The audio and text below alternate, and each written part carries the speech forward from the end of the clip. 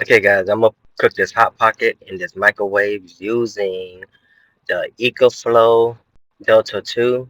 And here's go my cooler with the food in there. As you can see, I got chimichangas and hot pockets in there.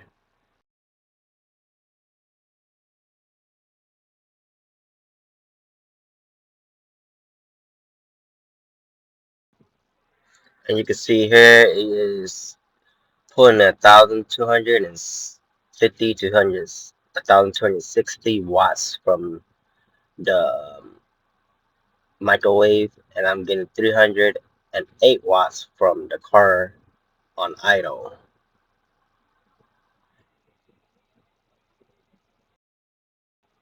As you can see here, the hot pocket is real hot at 1 minute. That bad boy is pretty hot there.